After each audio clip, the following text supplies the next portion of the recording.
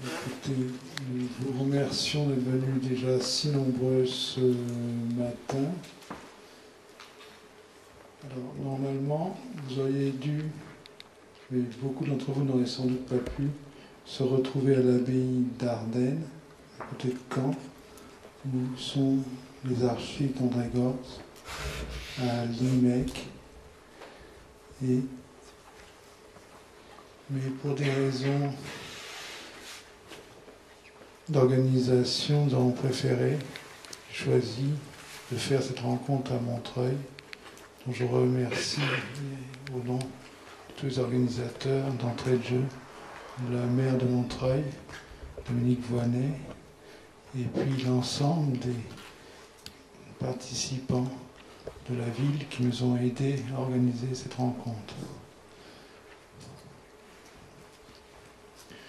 Je voulais vous dire simplement quelle est l'émotion de ceux qui ont connu André Gorz, ou Gérard, ceux qui le connaissaient plus intimement. De se retrouver ici ce matin, j'ai en souvenir maintenant ce froid glacial qui nous était tombé dessus lors de son enterrement, et également la surprise qui a été la nôtre lorsque nous avons appris sa disparition et celle de Dorine. Surprise pour ma part, puisque j'ai reçu 2 jours après une des lettres qu'il avait préparées soigneusement, me confirmant ce qu'il m'avait déjà dit précédemment, savoir qu'il confiait à l'IMEC l'ensemble de ses archives, qu'il nous confiait l'exécution testamentaire concernant son œuvre. Voilà, c'est une lourde tâche que j'espère nous ferons avec suffisamment de subtilité et d'intelligence pour ne pas trahir sa volonté. Alors, je voudrais simplement, avant de laisser la parole à Patrick Peugeot, la CIMAD, et à Christophe Fourel, qui est principal organisateur de ce colloque, vous dire et remercier l'ensemble des institutions qui ont collaboré à cette organisation, plus particulièrement Nouvel Observateur, les sites Mediapart, Fiction, la revue Lumos, qui est également à l'origine de cette rencontre, et puis la CIMAD et la Mondiale, ainsi qu'Alternative économique. J'en ai peut-être oublié, qu'ils m'en excusent. Voilà. Et je voudrais aussi remercier tous les personnels de l'IMEC qui ont accepté de se prêter à l'organisation de cette rencontre, qui n'est pas une simple affaire, vous pouvez l'imaginer. Voilà. Alors maintenant, je vais laisser la parole pour des propos beaucoup plus importants à Patrick Peugeot et à Christophe Fourel.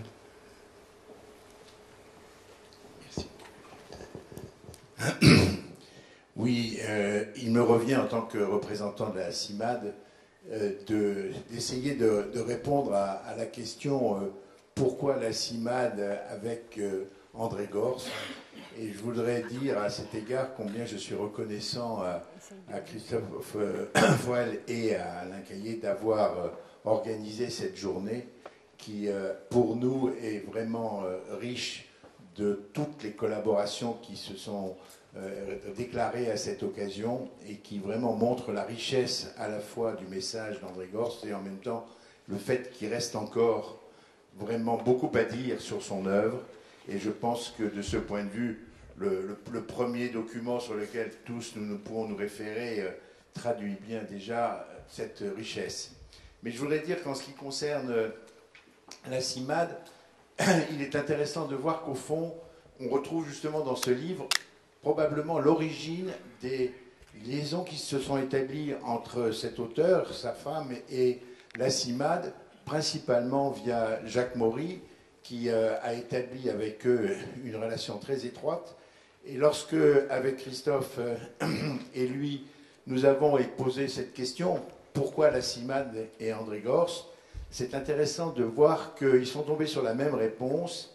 C'est au fond ce que lui-même a dit de sa vie lorsque, en 1939, qui se trouve être la date de création de la CIMAD, André Gorz lui-même se trouvait, si je puis dire, chassé par sa mère à Lausanne, d'abord dans un internat suisse, puis maintenu comme étudiant, donc seul dans une irrémédiable solitude, comme une condamnation à l'exil, écrit-il lui-même.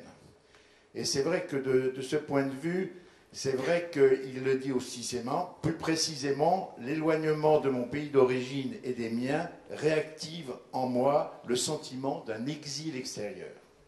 Donc je crois que c'est là où on peut trouver l'origine de cet intérêt qu'a marqué André Gorz pour la CIMAD et qu'a su entretenir Jacques Maury au cours de longues conversations qu'il a eues.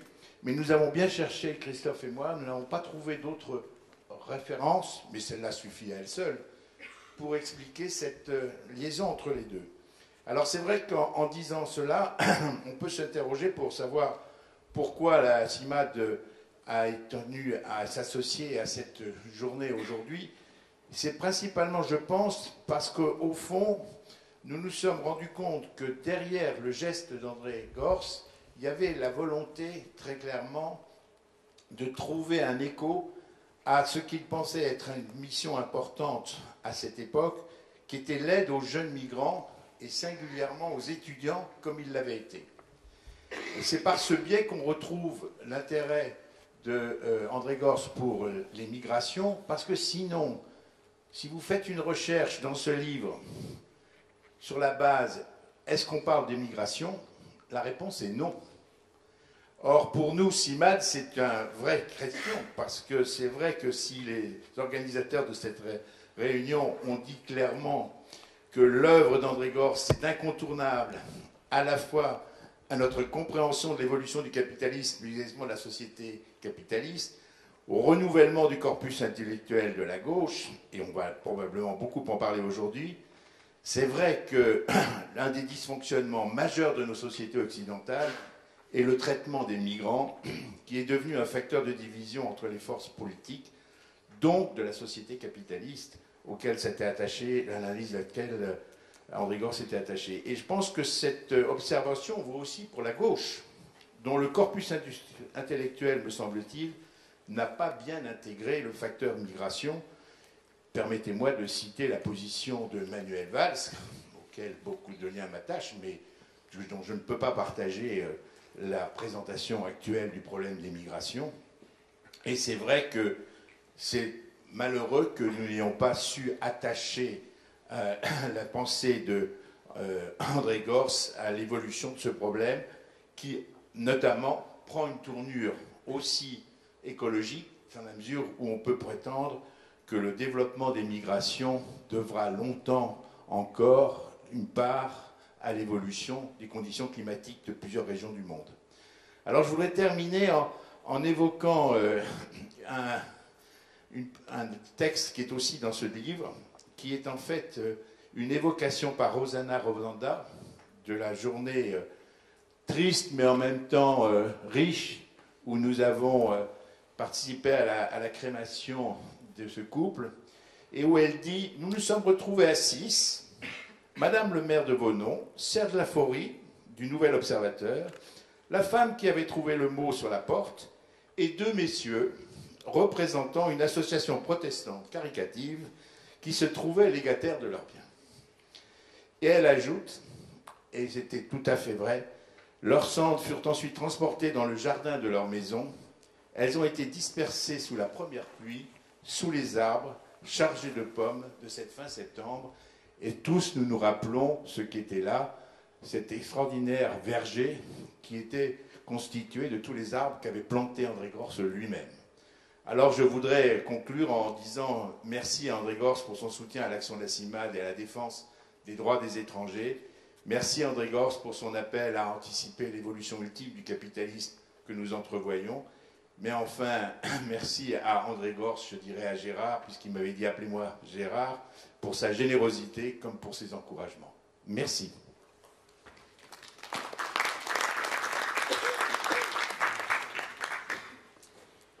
Merci Patrick Cojot. C'était important à l'ouverture de ce colloque que successivement Olivier Corpé, qui est le fondateur et directeur actuel de l'Institut Mémoire de l'édition contemporaine, donc où sont stockées selon sa volonté, la volonté d'André Gorz, ses archives, disent un petit mot, et effectivement que la CIMAD, par la voix de Patrick Cojot, que donc Dorine et Gérard avaient désigné comme le légataire universel, nous fasse part un petit peu de leur sentiment à ce moment d'ouverture du colloque au 5e anniversaire de la disparition de Dorine et André Gorz. J'en profite pour saluer Geneviève Jacques, ancienne secrétaire générale de la CIMAD, qui est également parmi nous, et je crois que Jacques Maury, ancien président de la CIMAD, sera là dans un petit moment. Olivier a déjà remercié les organisateurs de ce colloque ou les partenaires.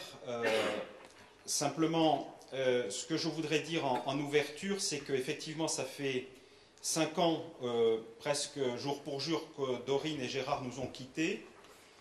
Mais je voudrais souligner que ce colloque n'est pourtant pas une commémoration. En tout cas, nous ne l'avons pas imaginé comme ça, même si nous ne manquerons pas, tout au long de ces 2 journées, de rendre hommage à la personne et à l'œuvre d'André Gorz.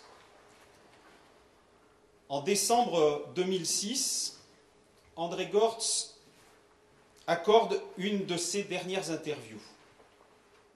Et c'est au Nouvel Observateur qu'il accorde cet entretien.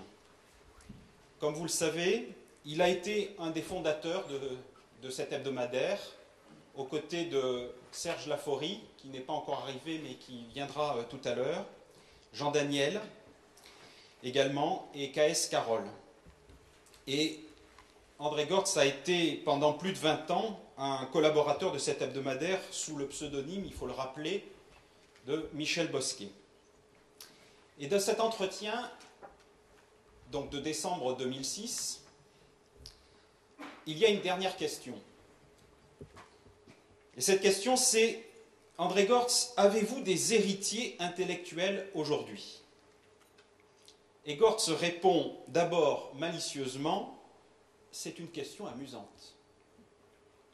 Puis il ajoute, je n'ai pas fondé d'école et ne peut prétendre avoir des héritiers.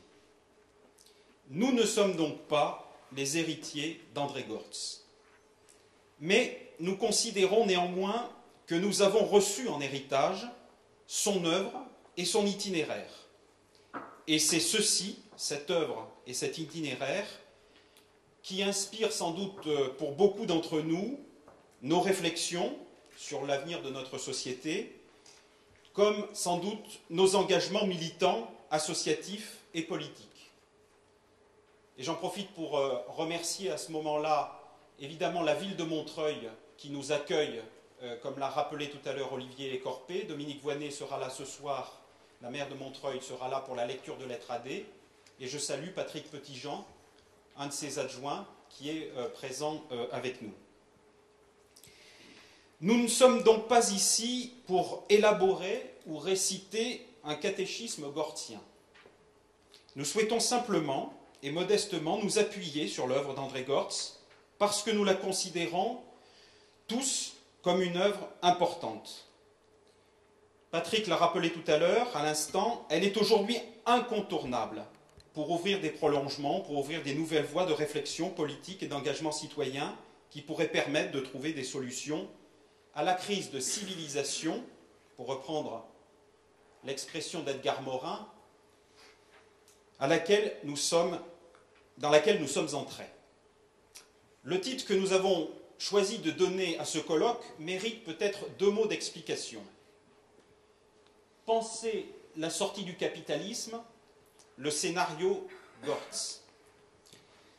Nous savons tous que dans le dernier texte, un des derniers, écrit par André Gortz et qui a été publié par la revue Éco-Rêve quelques semaines après son décès, à l'automne 2007, il affirmait « La sortie du capitalisme a déjà commencé ».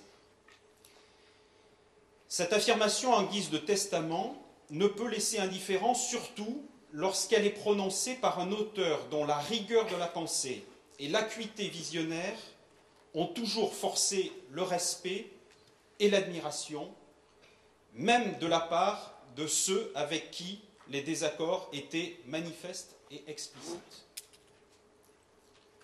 Robert Castel, qui est ici, éminent sociologue du travail et qui interviendra cet après-midi dans la table ronde portant sur le travail et l'emploi, disait dans une courte interview donnée à Alternative économique en 2009, fin 2009, André Gortz n'a certainement pas besoin d'admirateurs inconditionnels pour que son œuvre continue à nous concerner profondément. Nous souhaitons donc, pendant ces 2 jours, interroger l'affirmation d'André Gortz sur la fin possible du capitalisme. La crise financière de 2008, qu'André Gortz est un des rares à avoir anticipé, n'était sans doute, selon lui, que le prolongement de crises beaucoup plus profondes et qu'il a interrogé tout au long de son œuvre, la crise de la raison économique, la crise du travail, la crise écologique. Or, l'œuvre de Gortz nous invite à penser le rapport que nos sociétés entretiennent avec leur avenir. Le capitalisme, c'est-à-dire le système économique dominant dans lequel nous vivons aujourd'hui, n'est pas, selon Gortz, un horizon indépassable. Je souhaite brièvement vous faire lecture des extraits d'une interview, encore une, que Gortz avait donnée en 1984. 1984. Alors, je sais que c'est le titre d'un livre célèbre. Et où Gortz évoquait ce qu'on appelait déjà la crise. Certains d'entre vous connaissent déjà ces extraits. Nous les avons d'ailleurs republiés, Olivier Corpé et moi, dans une tribune que nous avons publiée il y a quelques semaines, à la date anniversaire exacte de la mort de Dorine et Gérard, André Gortz. Je cite donc cette interview de 1984. En ce qui concerne la crise économique mondiale, nous sommes au début d'un processus long qui durera encore des décennies. Le pire est encore devant nous, c'est-à-dire l'effondrement financier de grandes banques et vraisemblablement aussi d'États. Ces effondrements ou les moyens mis en œuvre pour les éviter ne feront qu'approfondir la crise des sociétés et des valeurs encore dominantes. Un peu plus loin, il ajoute « Pour éviter tout malentendu, je ne souhaite pas l'aggravation de la crise et l'effondrement financier pour améliorer les chances d'une mutation de la société. Au contraire, c'est parce que les choses ne peuvent pas continuer comme ça et que nous allons vers de rudes épreuves qu'il nous faut réfléchir sérieusement à des alternatives radicales à ce qui existe. » Quand je relis ces passages, je suis toujours impressionné. Qui pouvait comprendre en 1984 ce que voulait déjà nous dire André Gortz? À certains égards, on pourrait dire que Gortz était une sentinelle. Pas au sens militaire du terme, de celui qui fait son tour de garde, mais au sens où on attribue cette dénomination à certains êtres vivants parce qu'ils ont une capacité à anticiper certains phénomènes ou certains dangers qui menacent les collectifs. Penser la sortie du capitalisme, c'est donc penser son dépassement. Nous faisons tous les jours, l'expérience de la voracité de notre système économique, quelquefois même sans nous en rendre compte. Penser la sortie du capitalisme, c'est être donc conduit à penser la façon dont nous pouvons construire une société moins destructive. Destructrice de vie humaine, évidemment, destructrice d'un monde vécu, destructrice de sens. C'est aussi être en capacité d'identifier quels sont les indices existants aujourd'hui sur lesquels s'appuyer pour amorcer ce dépassement. Comme le disait André Gortz lui-même, envisager une autre économie, d'autres rapports sociaux, d'autres modes de production ou d'autres façons de vivre passe pour irréaliste. comme si la société de la marchandise, du salariat et de l'argent était indépassable. En réalité, disait-il, une foule d'indices convergents suggère que le dépassement est déjà amorcé. Gortz ne disait pas que ces transformations se produiraient, il disait seulement que pour la première fois, nous pouvons vouloir qu'ils se réalisent. Nous pouvons vouloir. Expression extrêmement gortzienne. Pour Gortz, il faut rompre avec cette société qui meurt et qui ne renaîtra plus. Réforme ou révolution, disait-on dans les années 60. Oser rompre ou transition, pourrait-on dire en écho aujourd'hui. À un moment où l'actualité met sur le devant de la scène des tensions autour de la construction d'un aéroport, ou bien des interrogations sur l'éventuelle exploitation de certaines nouvelles ressources énergétiques, comme une des solutions pour permettre à notre pays de retrouver le chemin de la compétitivité, il me semble utile de rappeler la façon dont André Gortz définissait l'écologie. Je cite donc André Gortz, « De toutes les définitions possibles, j'aimerais privilégier d'abord la moins scientifique, celle qui est à l'origine du mouvement écologiste, à savoir le souci du milieu de vie en tant que déterminant de la qualité de la vie et de la qualité d'une civilisation. » Il y a, me semble-t-il, un parallèle évident entre le mouvement en cours aujourd'hui à Notre-Dame-des-Landes et celui qui combattait la construction de la centrale de Fessenheim en 1969. Sans doute est-ce une des raisons qui fait qu'aujourd'hui, la pensée d'André Gortz est considérée, excusez-moi ce jeu de mots, comme un peu radioactive. Pour finir, j'en viens à la deuxième partie du titre, le scénario Gortz. Je serai peut-être plus bref, simplement par cette petite expression évocative. Nous l'avons retenu dans le titre, peut-être simplement pour faire un petit clin d'œil à Jean-Paul Sartre, qui avait écrit le scénario Freud. Alors, Michel Contat, qui est avec nous et qui va intervenir évidemment à la première table ronde tout à l'heure, qui est quand même un de nos grands spécialistes de Jean-Paul Sartre, de l'œuvre de Jean-Paul Sartre et du monde sartrien. Je disais en plaisantant tout à l'heure, en discutant avec Hans-Leo Kramer, que pour la balance commerciale, c'est très bien d'avoir Michel Contat parce qu'on exporte du Sartre et ça fait rentrer des devises. Simplement, donc Michel pourrait raconter l'anecdote du scénario Freud beaucoup mieux que moi, mais je vous la rappelle, elle est assez marrante. Le scénario Freud était à l'origine une commande de John Huston, le réalisateur américain, qu'il avait passé à Jean-Paul Sartre en 1958. 1958, c'est la date à laquelle André Gortz va faire paraître son premier ouvrage qui s'appelle Le Traître, on y reviendra. On connaît la suite de cette commande de John Huston. Enfin, moi je ne la connaissais pas jusqu'à peu, mais donc je vous la livre en résumé. Parce que la première version de ce texte de Sartre ne conviendra pas à Huston, qui demandera des coupes. Sartre se remet donc au travail, mais la deuxième version de son texte sera encore plus longue que la première. Et après de nombreuses péripéties, Sartre se retirera du projet de John Huston et le scénario Freud ne sera véritablement publié dans son intégralité, c'est-à-dire les deux versions, que 25 ans plus tard. Et si je rappelle ce point, c'est que, pour moi, à certains égards, ça ressemble à l'histoire du premier traité de philosophie que Sartre a écrit entre 1946 et 1955, que Gortz a écrit, pardon, lapsus, et qui a été publié que 22 ans plus tard, en 1977, sous le titre de « Fondement pour une morale ». Il me semble que ce texte sur lequel Françoise Golin tout à l'heure reviendra est un texte très peu connu. Peu de gens, je pense, l'ont lu, à part Françoise, dans leur intégralité. Que c'est un texte fondamental pour comprendre les deux ouvrages suivants de Gortz. Le Traître, dont j'ai parlé tout à l'heure, qui est le premier publié en 1958, et La morale de l'histoire en 1959, sur lequel peut-être nous aurons l'occasion de revenir. Je pense vraiment que pour se confronter aujourd'hui à l'œuvre de Gortz, c'est important d'avoir ces ouvrages en tête.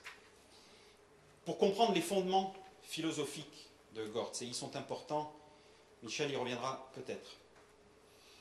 Parmi les ouvrages d'André Gortz auxquels nous serons amenés à nous référer, il y en a un qui aura un traitement un peu à part. Celui qui fut le dernier à être publié de son vivant, je veux bien sûr parler de Lettre à D. Cette émouvante lettre d'amour adressée à Dorine, son épouse, au soir de leur vie, a attiré de nombreux et nouveaux lecteurs vers André Gortz, ceux qui n'étaient pas familiers de son œuvre théorique. Nous aurons donc ce soir à 20h30 une lecture de Lettre à D par l'acteur André Wilms. J'y reviendrai ce soir et je vous invite bien entendu à venir écouter la lecture de ce texte magnifique. Le colloque que nous vous proposons aujourd'hui et demain ne prétend pas faire le tour exhaustif de l'œuvre de Gortz. Nous avons cependant veillé à ce que les nombreuses thématiques de son œuvre soient toutes abordées.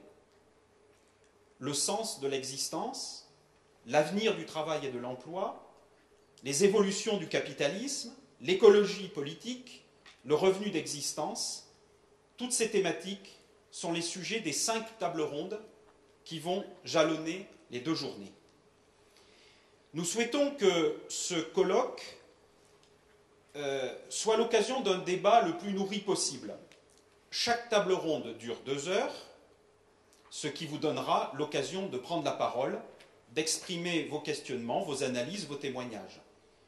Je trouve que la configuration de la salle proposée par le nouveau théâtre de Montreuil s'y prête. L'auditoire, finalement, est de plein pied avec les intervenants. Il n'y a donc pas d'un côté les sachants et de l'autre les apprenants. Donc je vous invite vraiment à ne pas hésiter à prendre la parole, surtout quand on vous la donnera. Donc partageons ensemble, osons penser, comme nous y invite André Gortz, à sortir par le haut du capitalisme, c'est-à-dire d'une manière démocratique et donc civilisée. Mais pour l'immédiat, je passe la parole à Michel Contat et Patrick Vivray. Michel a accepté au pied levé de remplacer Adèle Vendret, qui devait être la modératrice de cette table ronde et qui a eu une petite intervention de santé hier soir. Merci Michel, merci Patrick.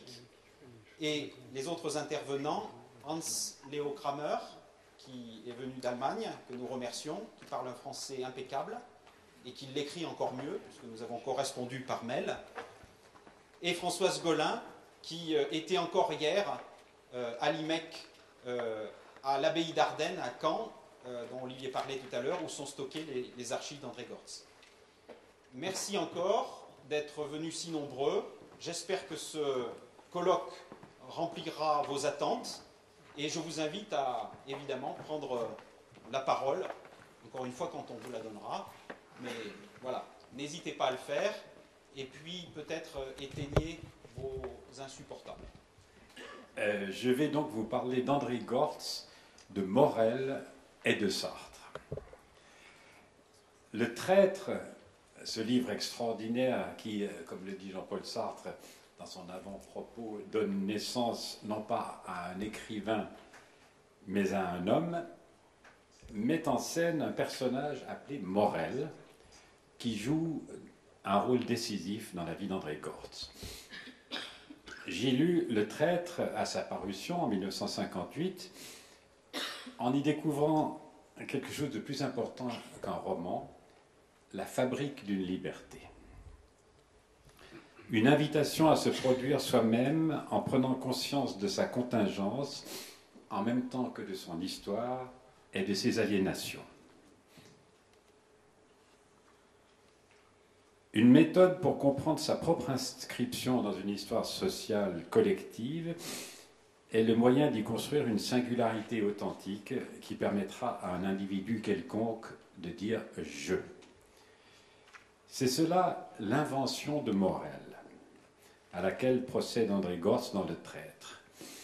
Il ne connaissait certainement par le livre de Bioy Casares, publié en 1940 et qui porte ce titre, L'invention de Morel. Personnellement, je vois là un hasard objectif, surréaliste, une rencontre poétique. Le livre de Bioy Casares invite à choisir entre la prison du réel et l'illusion libératrice d'une existence produite par une machine fantastique qui est justement l'invention de Morel. Cette fable, qui est devenue un classique de la littérature contemporaine, est une douloureuse métaphore de la solitude, de l'incommunicabilité, de l'échec de l'amour. Elle esquisse par le jeu des écritures des échappatoires imaginaires à la contingence de l'homme. Qu'on se rappelle à présent le début du Traître. Un homme qui parle de lui-même à la troisième personne vient de remettre à un nommé Morel le manuscrit d'un traité de philosophie sur lequel il a passé 10 ans et il attend son verdict. Ce verdict, il le sait à présent, sera nécessairement mauvais. Morel le rejettera dans cette nullité qui est sa condition de fait et dont le seul dépassement possible est philosophique.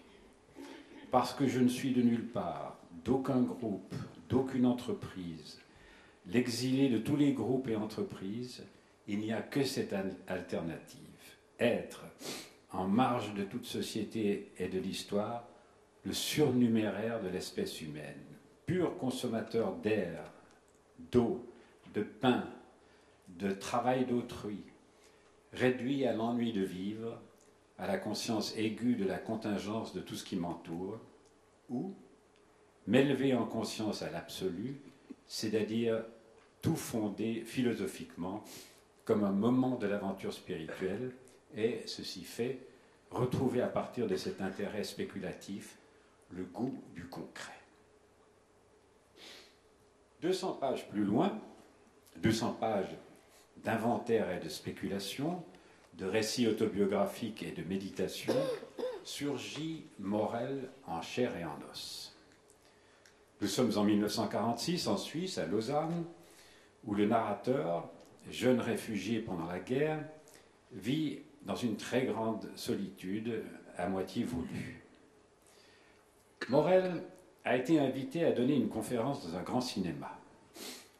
On y a invité aussi le narrateur, cet intellectuel confit en abstraction, pour montrer à Morel que, quand même, quelqu'un chez eux a lu tout ce qu'il a écrit. Je cite, « Il s'est amené aux amis de l'art, petit, trapu, l'air un peu emmerdé par tous les pontes qui lui posaient des questions académiques sur Heidegger et sur des trucs maintes fois expliqués dans l'être aimé. Il était le seul là-dedans qui n'avait pas l'air d'une momie. Il gesticulait comme pour créer un appel d'air, pour chasser les fumées spirituelles qui dérobaient le sol sous ses pieds, flanquant des cendres de sa cigarette sur le gilet du prof et renversant le vin sur la manche du juge. Il avait l'air robuste et concret, Morel, occupant les 4 coins de l'espace par ses gestes volumineux. Avec sa cigarette, il levait tout le bras jusqu'à l'épaule, au point que c'était dangereux de s'en approcher si on ne voulait pas recevoir des coups de coude, et investissant le monde comme s'il le tissait par son inlassable gesticulation. Alors, quand il s'est assis, j'ai bondi sur la chaise voisine, et là, pendant 2 ou 3 heures, je lui ai posé des questions, monopolisant Morel, plus passionné par son espèce de vitalité heureuse, la vie qu'il communiquait à tout ce qu'il disait ou touchait, et qui prenait une sorte d'évidence et de vérité, par la vraie cigarette et le vrai verre de pinard dans ses mains, que par les sujets familiers abordés. Il a découvert chez Morel pour la première fois dans sa vie la valeur de la générosité, ou la générosité comme valeur. Une manière de faire exister les choses et les hommes, de découvrir au fondement de l'attitude d'autrui une liberté au travail, et d'accoucher cette liberté, ou de l'y aider en la découvrant. À présent, parlez-moi de vous. phrase typique par laquelle Morel l'a accueilli 10 jours plus tard dans un bistrot de Genève, lui accordant une demi-heure de son attention et lui laissant, en dépit d'une incompréhension mutuelle, le souvenir du seul vrai dialogue de sa vie, parce que tout, si le temps n'avait pas manqué, aurait pu être dit, et que l'intérêt passionnément compréhensif de l'interlocuteur conférait pour la première fois à ses problèmes philosophiques, et donc à sa personne, une pleine réalité.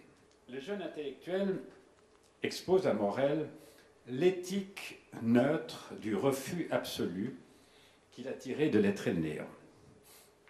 Morel conclut après réflexion « Je crois que vous méprisez un peu le concret ».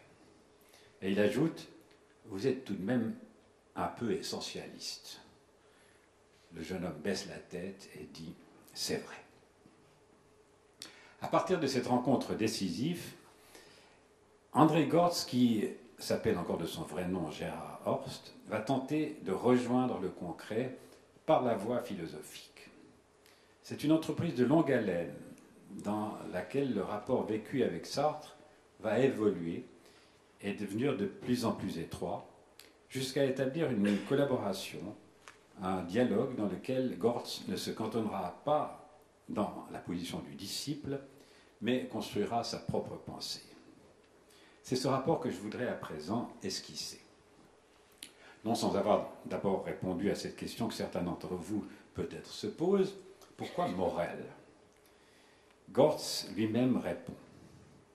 Il dit Morel parce qu'on lui a empoisonné le nom de JPS, parce que la rumeur et la connerie publique ont accaparé le nom de cet homme qu'il adorait jalousement, à la manière d'un bataillon passant sur le ventre d'une femme qui, putain pour eux, est votre bien-aimé et que vous vous mettez à appeler Kay ou elle, autre pseudonyme, pour essayer de séparer sa réalité pour vous de sa réalité pour eux.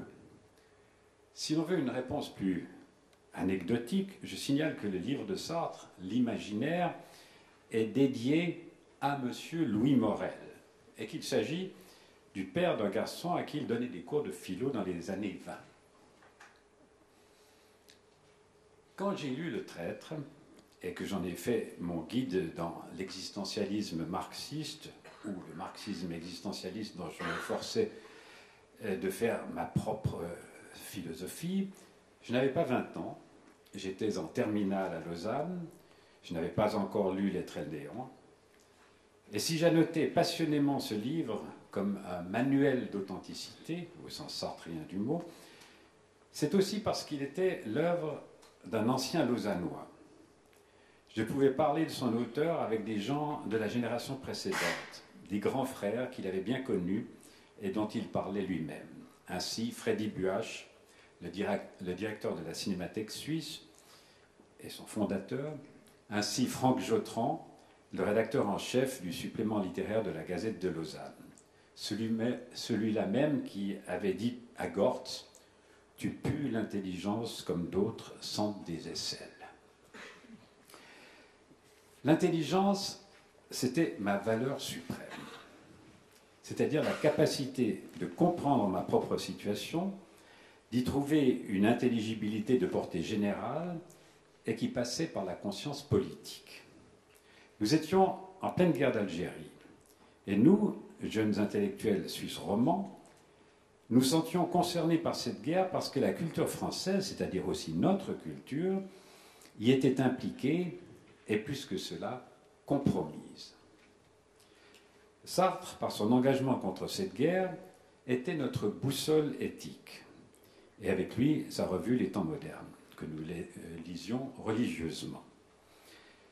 Le Traître m'apparut donc comme le livre d'un frère aîné qui m'indiquait une méthode de libération concrète.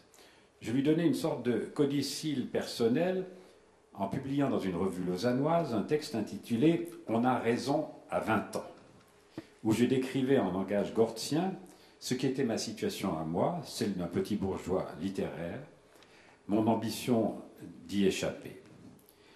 Je disqualifiais d'avance une future trahison due à l'âge et à l'intégration sociale.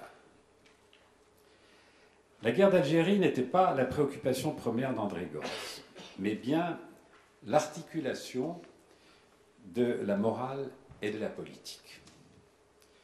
Dans un premier temps, il s'est agi pour lui de poursuivre et de radicaliser pour son propre compte les thèses morales sur l'authenticité avancées par Sartre à la fin de L'Être et Néant, et que celui-ci annonçait comme l'objet d'un prochain ouvrage qui tardait. À Paris, où il s'est installé avec la jeune Anglaise Dorine, qu'il a connue à Lausanne, Horst entreprend de décrire phénoménologiquement des attitudes, des comportements de base de l'individu en société, comme l'habitude, l'intimité, la contemplation, le mensonge, l'ironie, la révolte, le silence, la sainteté, le fanatisme. Ce traité, il le soumet à Sartre sous la forme d'un manuscrit hirsute. Le jugement de Sartre est sévère. Horst n'a pas réussi à sortir de L'Être et Néant, de même que Sartre lui-même, avant la guerre, n'avait pas réussi à sortir de Husserl en écrivant son traité phénoménologique sur la psyché, et avait donc renoncé à le publier. Horst est accablé, mais pas convaincu. Il a le sentiment que Sartre ne l'a pas vraiment lu. Il range le gros manuscrit dans un tiroir et ne le ressortira qu'en 1977, quand ses essais lui auront valu l'autorité et la renommée nécessaires pour le publier. Ce sera fondement pour une morale, sans doute le moins lu de tous ses ouvrages.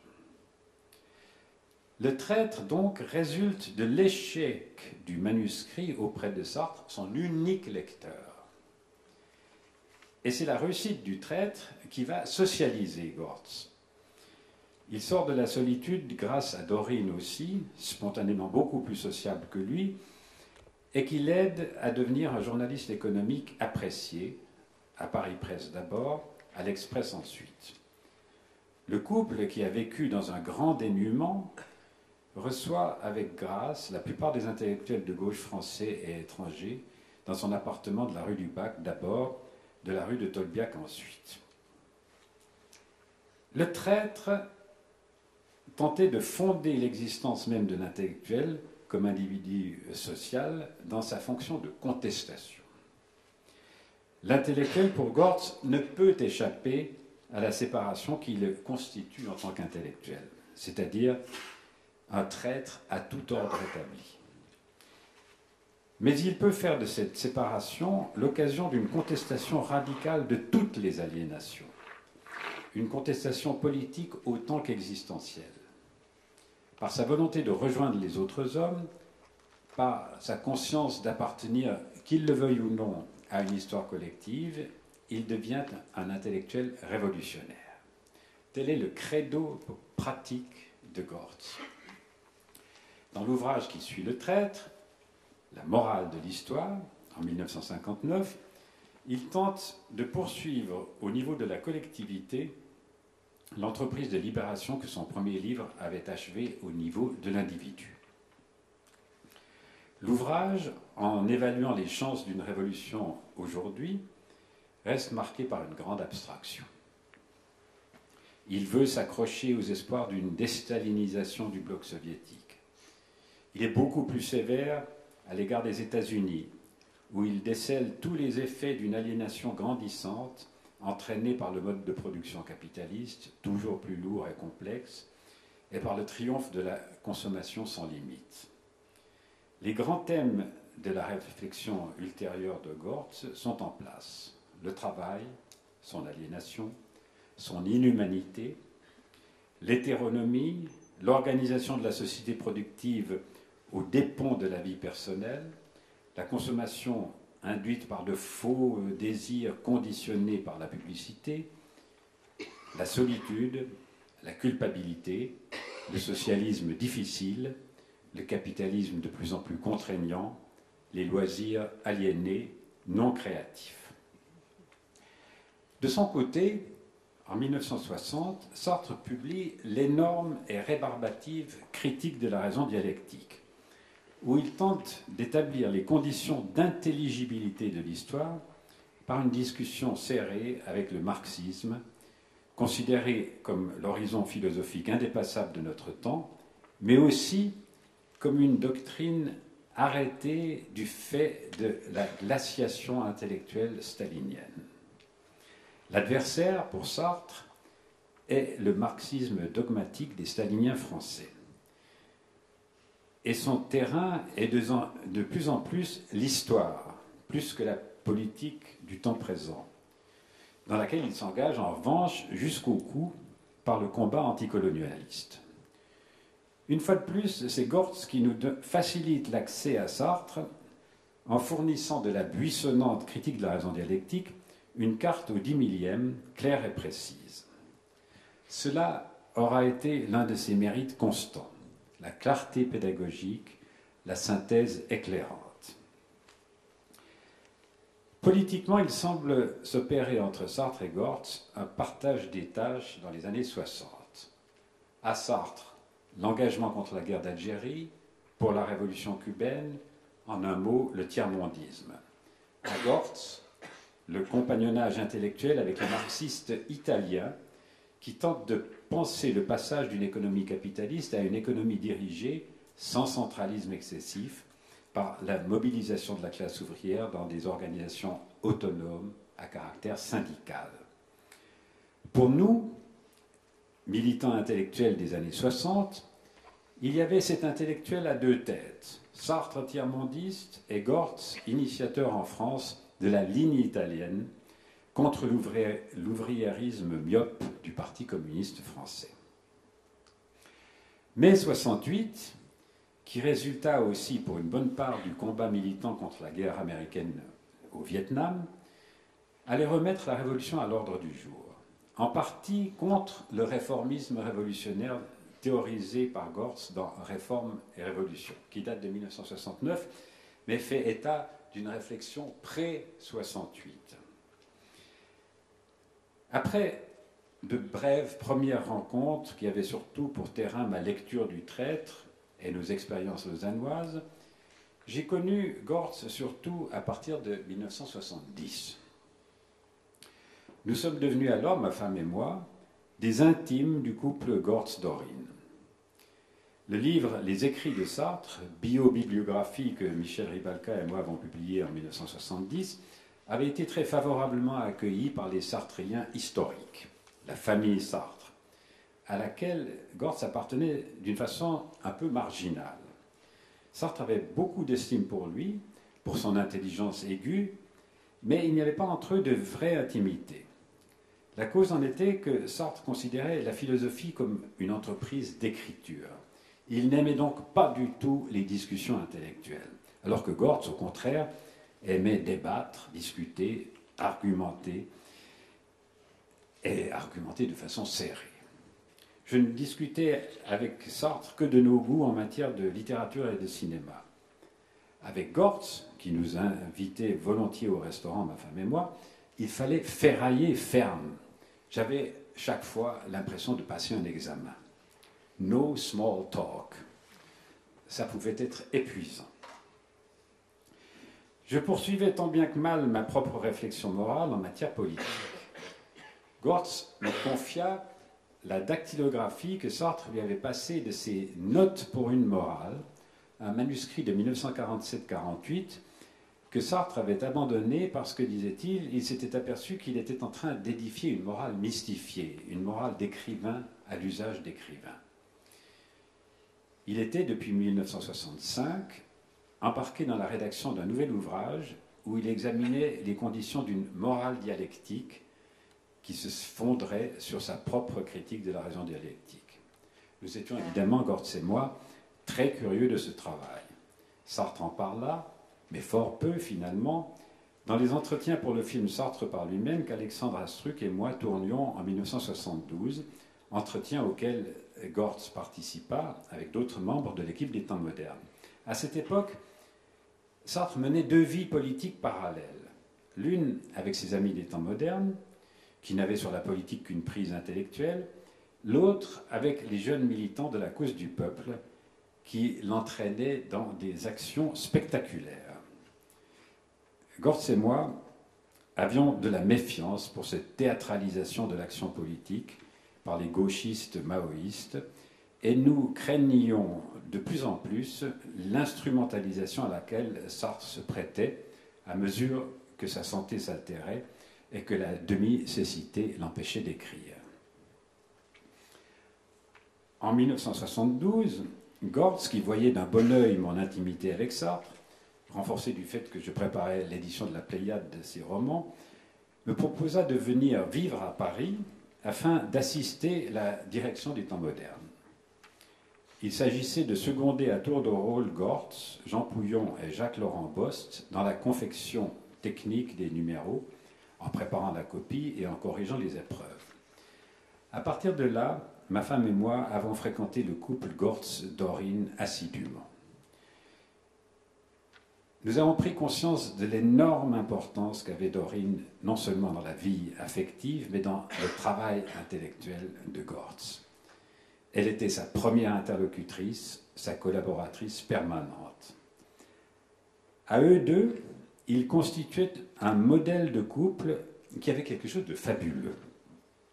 Même le couple Sartre-Beauvoir, sur un plan différent, car Beauvoir était l'égal de Sartre sur le plan créatif, et avec un mode de vie qui était presque à l'opposé, ce couple n'égalait pas à nos yeux le couple fusionnel Gortz-Dorine, fondé sur une totale fidélité. J'avais le sentiment que Gérard n'avait pas thématisé dans ses livres cette entente exemplaire. Peut-être justement parce que l'idée même d'exemplarité leur était étrangère. Dorine avait plusieurs fois confié à ma femme que Simone de Beauvoir avait souffert des infidélités de Sartre, mais qu'elle dissimulait cette souffrance parce qu'elle n'assumait pas sa jalousie.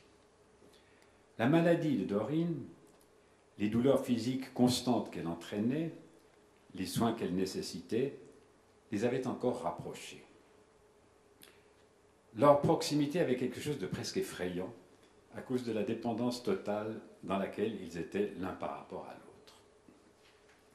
Quand parut la lettre à D, j'eus immédiatement le sentiment d'un chef-d'œuvre qui non seulement rendait justice à Dorine et à son rôle, mais constituait, qu'il le veuille ou non, un contre-modèle au couple Sartre-Beauvoir qui avait tant influencé nos mœurs amoureuses.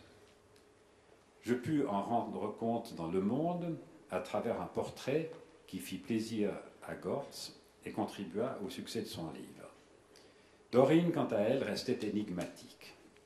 C'est son livre, son histoire, dit-elle à Teddy, ma femme. Sans du tout le désavouer, mais en marquant une réserve quasi philosophique. Un livre n'est jamais une aventure à deux, même s'il tente de la restituer au plus juste. Quant à moi, je savais que Gérard ne pourrait survivre à la mort de Dorine, et je pressentais qu'ils se suicideraient ensemble. Malgré la perte que leur disparition représentait pour nous, je fus rasséréné par ce double suicide. Ils avaient réussi leur vie de couple jusqu'au bout.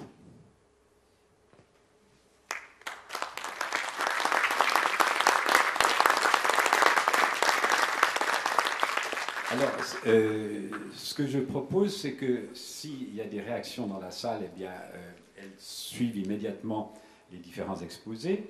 Après, ce sera à chacun. Je demanderai aux participants de se présenter eux-mêmes brièvement. Moi, je l'ai fait un peu longuement dans cet exposé. Je suis prêt maintenant à répondre à toute question, objection, remarque, commentaire. C'était un vrai plaisir de vous entendre. I'm very glad. Bon, les compliments ayant été faits, maintenant on peut passer aux questions critiques. Madame ? Oui, vous avez parlé de Sartre comme une boussole éthique, Oui. Et aucun mot sur Camus. Quelle relation? Eh bien, Camus, à l'époque, pour nous, était un écrivain. Il s'était disqualifié politiquement par son silence sur la guerre d'Algérie. Son silence dans les années de la guerre. Non pas qu'il n'ait pas dit ce qu'il fallait au moment où il fallait le dire, c'est-à-dire dans les années 30 encore. Moi, j'avais la plus grande comment dire, j'ai la plus grande admiration pour l'écrivain. La Chute, pour moi, était un des grands livres de l'époque, peut-être le meilleur livre de Camus. La Peste m'avait paru déjà vieilli à ce moment-là. Non, mais Camus, honnêtement, ne comptait pas pour nous. C'est par la suite qu'on a, comment dire, institué cette espèce de compétitivité permanente, cette comparaison permanente, cette lutte idéologique entre Camus et Sartre. À l'heure actuelle, c'est devenu ridicule. Je veux dire, le livre de Michel Onfray est d'une bêtise crasse, mal informé, méchant, idiot. Et je dois dire que j'ai été affecté, dépité de voir un homme pour qui j'ai autant d'estime que Jean Daniel avaliser ce bouquin qui est inepte. Voilà. Merci. Vous qui étiez son intime, et vu qu'on en est aux relations avec des artistes ou des... Chris Marker, est-ce qu'il y avait un lien? Est-ce qu'ils se connaissaient?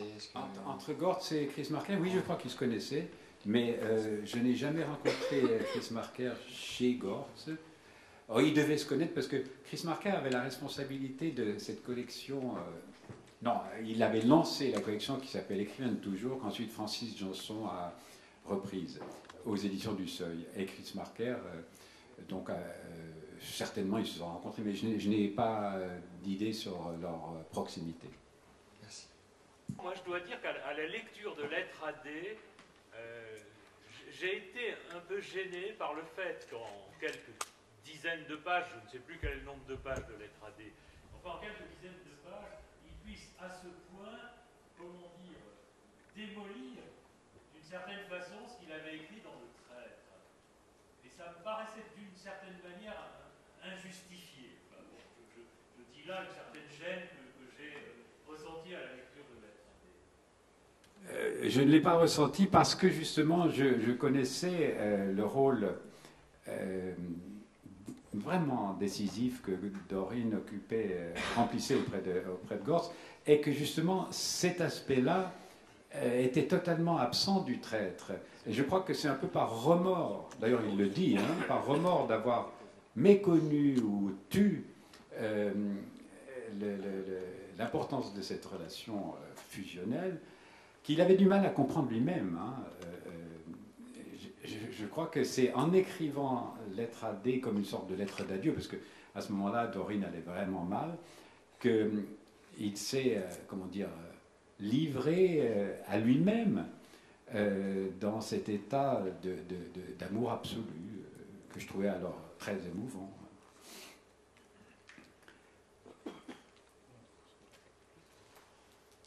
J'avais une fois posé la question à Gortz, à Gérard, de ses relations sexuelles avec Dorine. Parce qu'au fond, c'est ça le grand problème du couple. C'est comment maintenir le désir. Hein? Couper, c'est ça que tu as dit? Et je lui avais dit, mais tu fais encore l'amour avec Dorine? Il m'avait dit, mais bien sûr. Et ça m'avait vraiment foutu un coup. Parce que c'était avoué avec une telle sincérité, une telle candeur et une telle évidence aussi, que je me disais, mais ce couple a échappé à tous les écueils, à tous les naufrages des autres couples. Et ça me paraissait presque trop.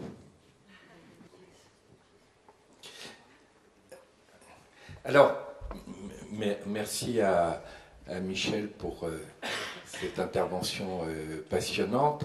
Et je pense que les premiers éléments de questionnement et de débat viennent aussi nourrir ce qui est l'objet de notre première table ronde sur un sujet a priori particulièrement difficile qui sont les enjeux émotionnels et existentiels de la transformation sociale.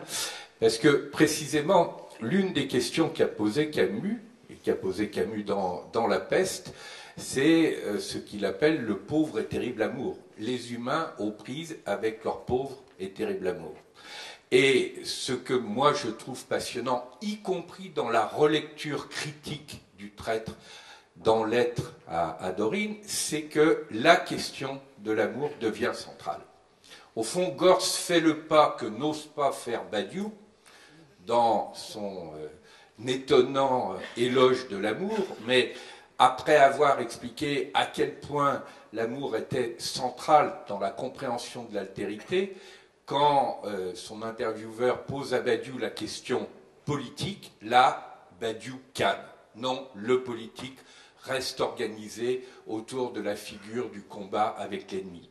C'est-à-dire le fait même de considérer que le cœur de la démocratie, c'est un travail sur l'altérité, et qu'il est possible de penser un conflit, y compris un conflit radical, mais qui n'est pas un conflit avec un ennemi, qui est un conflit avec un adversaire, et que d'une certaine façon, ce qui définit l'art de la démocratie, c'est la capacité à transformer des ennemis en adversaires, eh bien, il me semble précisément que c'est sur ce terrain-là que Gortz, à travers Lettre AD, est en train de reconstruire les éléments de thématisation, pour reprendre la question posée par Michel dans son intervention, où sa propre expérience existentielle de son amour avec Dorine lui permet de rééclairer son œuvre, et pas simplement dans sa dimension personnelle, mais aussi dans la dimension sociétale de cette œuvre, c'est-à-dire d'aller aborder ce qui est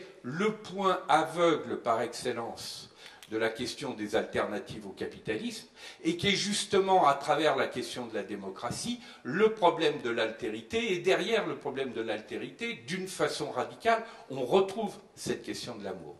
Alors, évidemment, cette première table ronde, d'une certaine façon, il aurait été plus légitime qu'elle soit à la fin de notre colloque, puisqu'elle suppose, que l'hypothèse de la sortie du capitalisme soit validée, et elle suppose, que ce qui fait le plus problème dans les tentatives d'alternative au capitalisme, qui est justement la question émotionnelle et la question existentielle, soit travaillé et discuté. Mais puisque nous commençons par là, d'une certaine façon, j'allais dire tant pis ou tant mieux, mais évidemment, ça suppose d'intégrer comme première hypothèse que la question de la sortie du capitalisme est effectivement une hypothèse absolument fondée et absolument centrale. Ce qui ne va pas de soi, et je dirais ce qui ne va pas de soi prioritairement à gauche.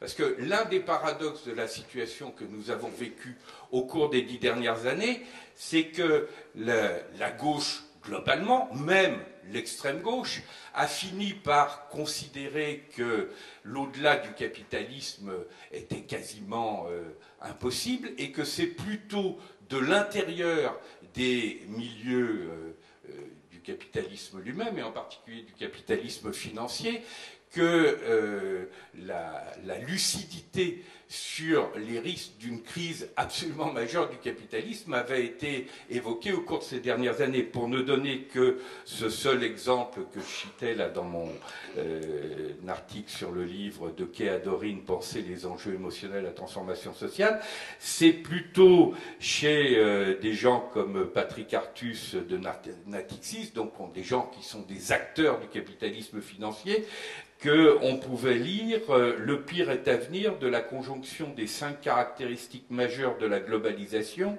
une machine inégalitaire qui mine les tissus sociaux et attise les tensions protectionnistes, un chaudron qui brûle les ressources rares, encourage les politiques d'accaparement et accélère le réchauffement de la planète, une machine à inonder le monde de liquidités et à encourager l'irresponsabilité bancaire, un casino où s'expriment tous les excès du capitalisme financier, une centrifugeuse qui peut faire exploser l'Europe. » Ça, normalement, on aurait attendu des propos de cette nature plutôt dans la littérature de gauche, et en fait, c'est plutôt du côté des acteurs de l'intérieur du système capitaliste, et singulièrement des acteurs du capitalisme financier, que, rejoignant sur ce point l'analyse prophétique de Gortz, mais Gortz était finalement très isolé sur cette question, y compris dans les milieux écologiques, et donc penser la sortie du capitalisme ne va pas de soi,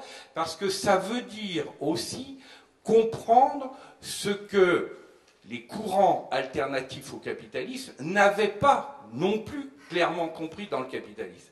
Et l'une des choses, me semble-t-il, qu'ils n'avaient pas compris, c'est que la question du capitalisme n'était pas analysable principalement par ses contradictions économiques, parce que c'est presque le contraire, le capitalisme se nourrit de ces contradictions économiques, mais qu'elle était beaucoup plus visible sur le terrain des contradictions émotionnelles. Regardez les exemples encore récents avec les histoires américaines autour de Petraeus, comme les histoires Clinton, etc. Pourquoi la question émotionnelle et la question sexuelle est à ce point déterminante au cœur du capitalisme? Pour une raison majeure que Max Weber avait déjà analysée, c'est qu'à partir du moment où le cœur même de l'accumulation du capital vient du fait que la richesse est légitime, la richesse monétaire, y compris acquise par le prêt à intérêt, c'est-à-dire un mouvement majeur de transformation dans l'ordre même du religieux. Mais ce qui est péché, ce qui reste péché, c'est la jouissance en général et la jouissance de la richesse en particulier. Ça veut dire que la régulation invisible du capitalisme financier, c'est une régulation par le puritanisme. Et si le puritanisme saute, ou si le puritanisme apparaît à l'évidence purement hypocrite, alors à ce moment-là, les éléments clés de la confiance, du crédit, sont y compris menacés. Et donc comprendre la question émotionnelle au cœur du capitalisme, c'est aussi aller comprendre le fait que le point aveugle par excellence des alternatives au capitalisme ont porté sur ce point. Et là, lorsque par exemple le Forum social mondial de Porto Alegre a posé comme question centrale ce qu'on avait appelé à l'époque l'axe TPTS, c'est-à-dire l'axe transformation personnelle et transformation sociale, à penser de façon complémentaire et non pas de façon contradictoire, ça indique bien que tant dans l'analyse critique du capitalisme que dans la construction des alternatives, cet élément-là est absolument décisif. Et c'est pour ça que moi je plaide effectivement pour que cette relecture, qui est y compris une relecture critique de Gorz, et où la question de son amour avec Dorine n'est pas simplement une question personnelle, mais devient une question politique au sens où c'est ce qui permet de repenser la question de l'amour, non pas comme un sentiment petit bourgeois, mais comme un élément central d'une transformation. Je pense que c'est effectivement extrêmement utile, et quand justement il dit dans cette fameuse relecture du Traître, le chapitre intitulé « Toi en as fait les frais », il devait marquer le tournant majeur de ma vie, il devait montrer comment mon amour pour toi, mieux la découverte avec toi de l'amour allait enfin m'amener à vouloir exister, et comment mon engagement avec toi allait devenir le ressort d'une conversion existentielle. Or, l'ennui, c'est qu'il n'y a aucune trace de conversion existentielle dans ce chapitre, aucune trace de notre découverte de l'amour, ni de notre histoire. Et ensuite, il ajoute, et là on voit bien la dimension sociale et pas simplement personnelle, être passionnément amoureux pour la première fois, être aimé en retour, c'était apparemment trop banal, trop privé, trop commun. Ce n'était pas une matière propre à me faire accéder à l'universel. À mesure que j'y avançais, le manuscrit se charge de plus en plus de considérations politiques. Le chapitre « Toi » situe obstinément les rapports personnels privés, y compris les rapports d'amour et de couple, dans le contexte des rapports sociaux aliénants. Eh bien, le fait même que Gorz ose cette relecture critique, non seulement évidemment c'est un formidable hommage à Dorine, et Lettre à Dorine mériterait évidemment et méritera d'être considéré comme un des grands textes de la littérature amoureuse, mais il nous invite en même temps à repenser ce qu'a été le cœur de son œuvre, c'est-à-dire le cœur de la critique du capitalisme et le cœur d'une alternative et d'une sortie civilisée du capitalisme à travers cette question du rapport à l'altérité, donc, in fine, du rapport à l'amour. Et nous en avons d'autant plus besoin que nous sommes effectivement rentrés dans une phase où le risque de sortie barbare du capitalisme est devant nous. Parce que quand Gorz pense la question de la sortie du capitalisme, il nous met en alerte sur le fait que le risque, c'est une sortie, mais une sortie barbare du capitalisme. Et sur ce point, sa prophétie est en train de se réaliser. Parce que le capitalisme, notamment sous sa forme financière, n'a plus les moyens de l'organisation du divertissement. Pendant très longtemps, pour reprendre un rapport secret de la trilatérale des années 70, la grande question c'était, sachant qu'avec à peine 20% de la population active mondiale, on peut produire la quasi-totalité des biens qui sont nécessaires, comment fait-on avec les 80% restants pour qu'ils ne nous explosent pas à la figure, ils ne remettent pas en cause l'ordre social? Et ce qui avait été inventé à l'époque, notamment à l'initiative de Brzezinski, c'était l'équivalent du pain et des jeux. C'était ce qu'on avait appelé le titin-tètement, là, cette contraction de titi pour à la fois sain, donc c'est à la fois le sexe et l'alimentation, la consommation, et puis internement pour le divertissement. C'était les pains et les jeux modernes. Le capitalisme, d'une certaine façon, n'a plus les moyens de ce divertissement. Et donc, ce qu'il est en train de fabriquer aujourd'hui, ça n'est plus les pains et les jeux, c'est le rapport entre l'austérité et le travail forcé comme tentative de maintenir le contrôle sur la vie des gens. Ce qu'on pourrait appeler le capitalisme. Parce que, comme le dit très bien Gorz, la question radicale, c'est celle du pouvoir sur le temps de vie d'autrui. Et l'objet central du capitalisme, c'est la prise de pouvoir sur le temps de vie d'autrui. Mais à partir du moment où le capitalisme n'a plus les moyens du divertissement et qu'il est en train de passer à la logique austérité et à terme travail forcé, si ça ne marche pas non plus, qu'est-ce qui reste? Il reste effectivement la logique de guerre. Et la question de la guerre est une question absolument centrale qui est devant nous. Et d'une certaine façon, la guerre est par excellence l'expression de la sortie barbare du capitalisme. Puisque qu'est-ce que réalise la guerre? Elle réalise ce que la plupart des programmes alternatifs imaginent même pas pouvoir réaliser, à savoir la socialisation des moyens de production qui, pour l'essentiel, deviennent des moyens de destruction, la direction politique de l'économie et même la mise en place d'un revenu de base indépendant du travail à travers la solde qu'il faut servir aux militaires. Eh bien, ça, c'est la forme par excellence de la sortie barbare du capitalisme. Si nous voulons travailler sur la sortie civilisée du capitalisme, il nous faut effectivement aller recomprendre et la question de la guerre et la question des autres formes de captation de la vie d'autrui dont le capitalisme n'est que l'une des formes. Et l'échec majeur du communisme ou d'une partie des formes socialistes, c'est qu'elle a pu être lucide sur la captation de richesse opérée par le capitalisme, mais elle a été complètement aveugle sur la captation de pouvoir.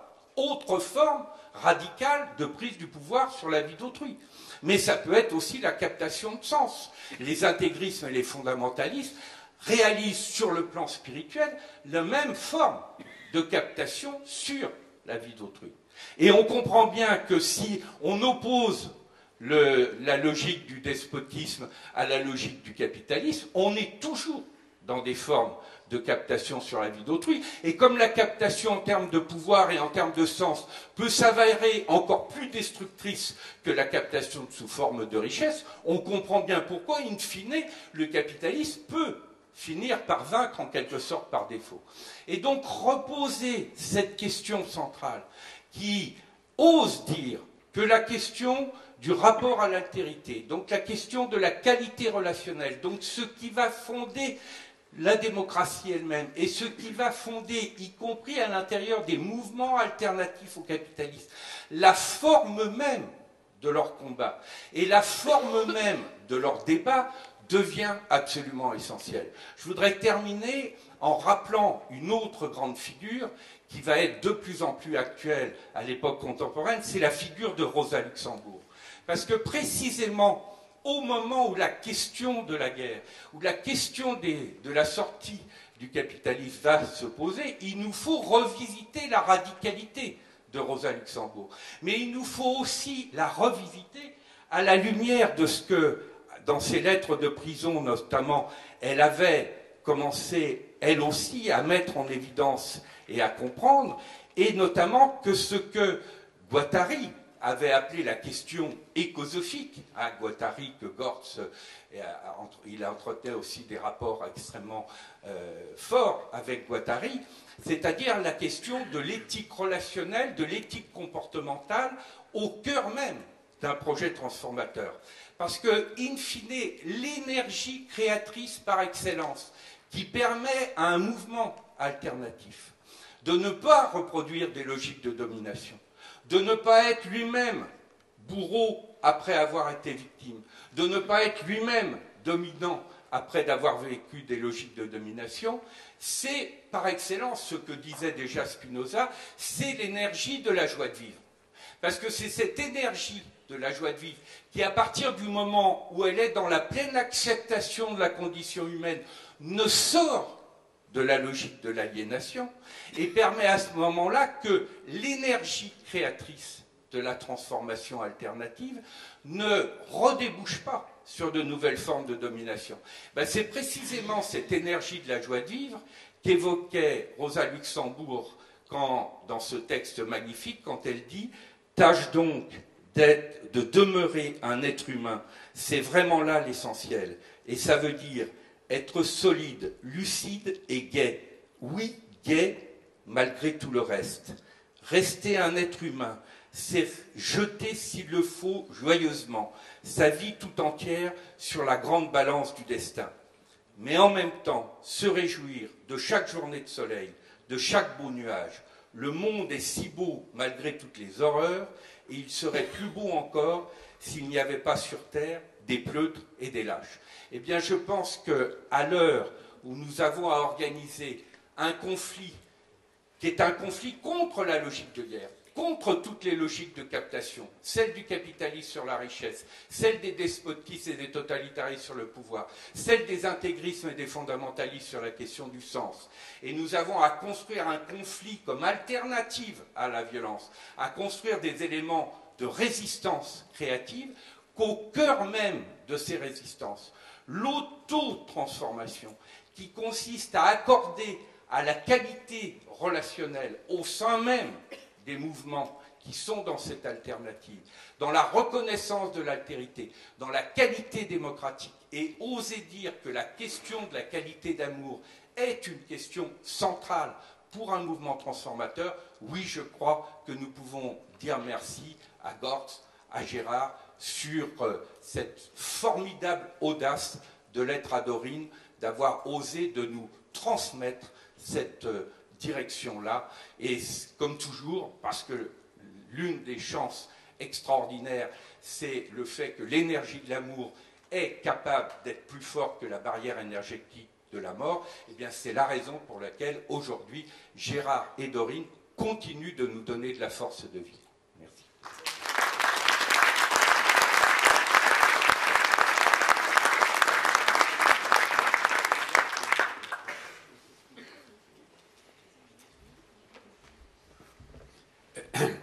Je voudrais dire à Patrick Vivray à quel point j'apprécie ce qu'il vient de dire, ce qu'il avait déjà en partie écrit dans cet article, pour moi très important, du livre Gortz, un penseur pour le XXIe siècle.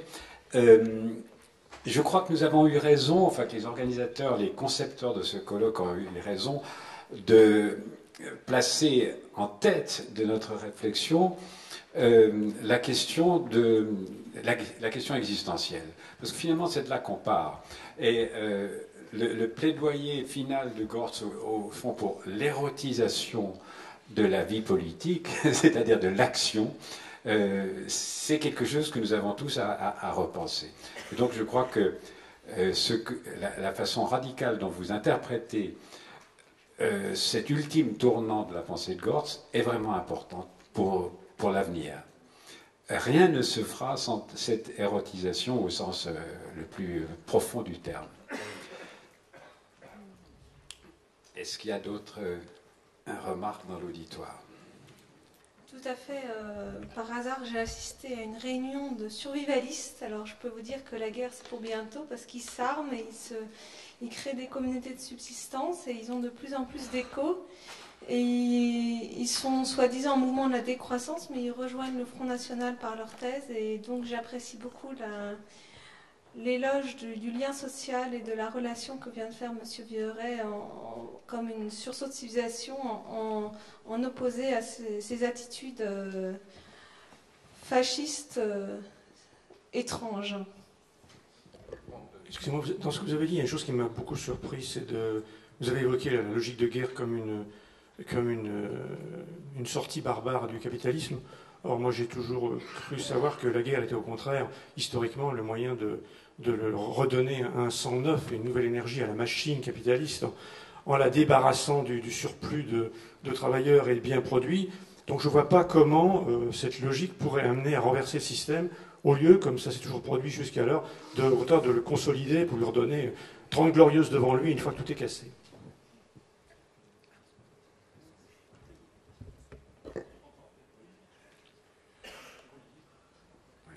J'ai une question qui n'est pas qu'anecdotique. Je suis tout à fait frappé par la proximité possible entre ce que vous venez de dire par rapport à l'amour chez André Gorz et ce que Paul Ricoeur en dit dans une dialectique entre amour et justice. Est-ce que vous savez si l'occasion se présentait à eux d'en parler ou d'échanger à ce propos? Tellement ça me paraît voisin, voire superposable, peut-être même identique, je ne sais pas. Sur ce dernier point, Michel est certainement mieux. J'ai pas compris quel nom vous avez prononcé. Avec Paul Ricoeur, il y a eu des échanges avec Paul Ricoeur. Pas à ma connaissance. Non. Oui. Parce que c'est strictement identique. Enfin, c'est foudroyant. Je suis tout à fait d'accord avec vous et j'avais tenté un peu de créer ce lien en discutant avec Ricoeur, mais Ricoeur n'avait pas lu Gorz, ou très peu, et je ne pense pas que Gorz ait lu Ricoeur. Mais le point de départ de Gorz, il ne faut jamais l'oublier, c'est Günther Anders, dans un texte qui a été véritablement une révélation pour lui, qui s'appelle, je crois, La maladie de la vie, qui est un texte des années 30. Et c'est à partir de cette position désespérée qu'il a lentement reconstruit une pensée que je dirais positive dans sa fonction de contestation. Mais je pense que c'est une des grandes utilités, non seulement de ce colloque, mais de ce qui peut en constituer les suites, que de faire, y compris, dialoguer à distance des êtres ou des œuvres qui ne l'ont pas réalisé de leur temps. Hein. De la même façon que quand on relit rétrospectivement par exemple, l'histoire des mouvements ouvriers, l'histoire des mouvements qui se sont situés dans des alternatives au capitalisme, on se prend à rêver de ce qu'aurait été des débats Marx-Proudhon, pour ne donner que ce seul exemple, où la qualité de traitement des désaccords se serait substituée à des logiques de malentendus ou à des logiques très souvent d'insultes. Hein. Justement, c'est là que la question de la qualité relationnelle, de la qualité démocratique est aussi un élément clé des logiques de transformation.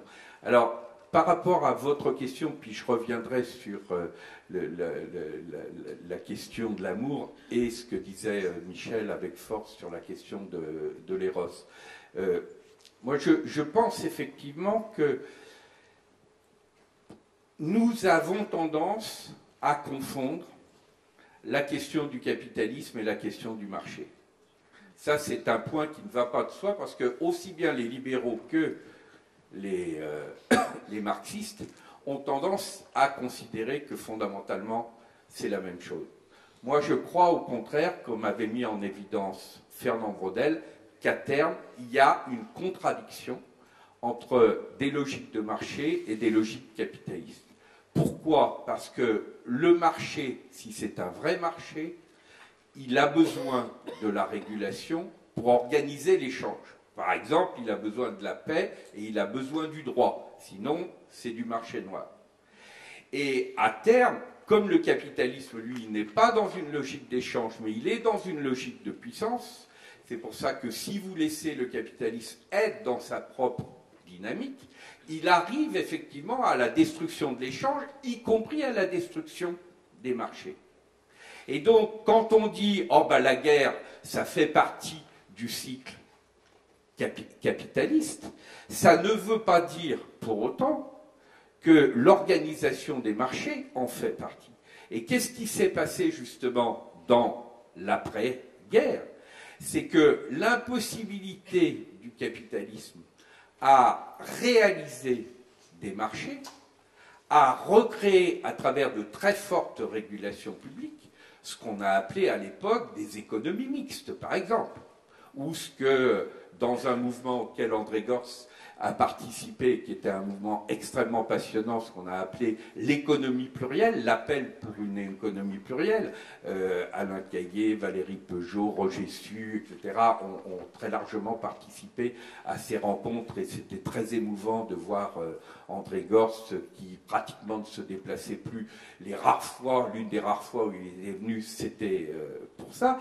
Ben, le propre d'une économie plurielle, c'est, pour reprendre une expression d'un être que André Gorz, vers la fin de sa vie, a beaucoup connu, qui était Jacques Robin, ou René Passet, c'était une économie plurielle avec marché, et non pas une économie de marché.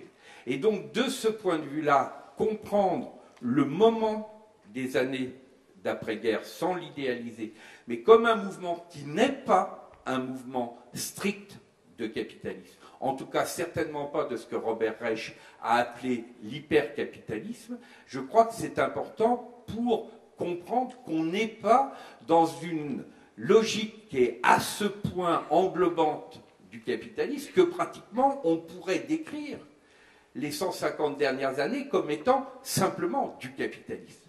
Non, il y a dans ces mouvements-là des phases qui sont très différentes, et notamment cette phase où, grâce à de la régulation publique, grâce à de l'économie plurielle, il y a des éléments qui sont déjà des éléments de sortie partielle du capitalisme. Pardonnez-moi d'avoir été un peu long sur ce terrain-là, mais c'est très important pour comprendre aussi que nous ne sommes pas condamnés à des logiques binaires. Parce que sinon, si la sortie du capitalisme veut dire de l'économie administrée, on sait bien à l'avance que cette perspective, elle a déjà échoué et que ça n'est pas dans cette perspective que nous pouvons aller.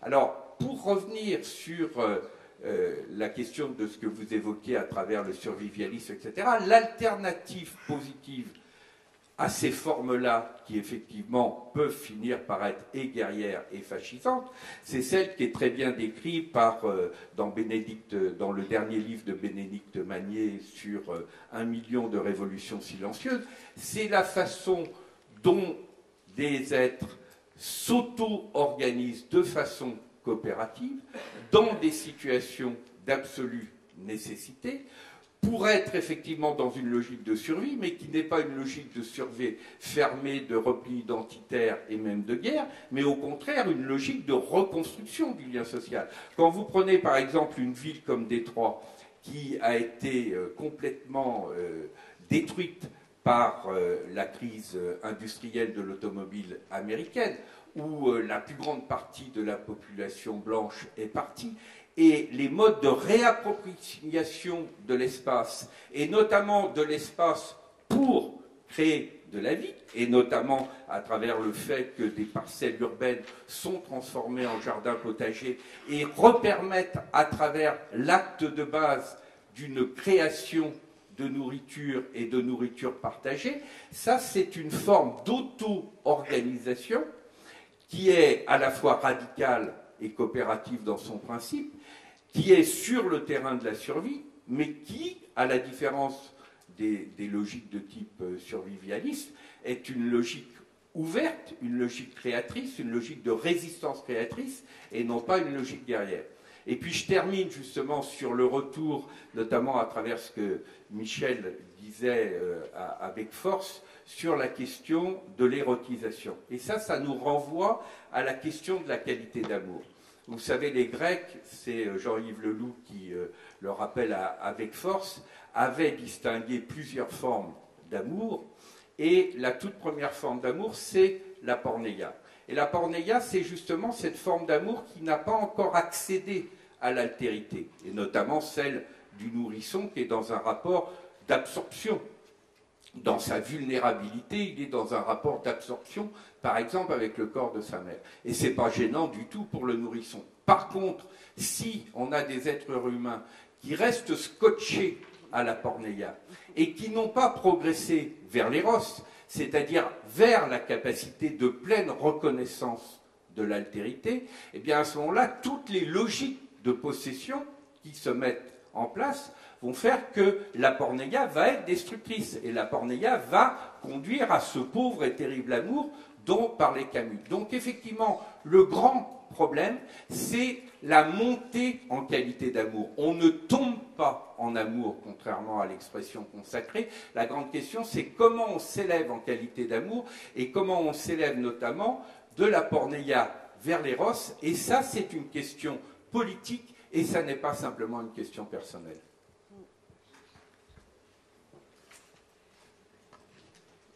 Eh bien, je crois qu'on peut passer à... Oui, oui, à moi qui... Pardon. Excusez-moi. Je voudrais qu'on n'oublie pas ce qu'a écrit André Gorz, donc Michel Bosquet, dans le Nouvel Observateur en janvier 1971. C'était son reportage sur la contre-culture aux États-Unis. Et l'article s'appelait « La subversion par le bonheur ».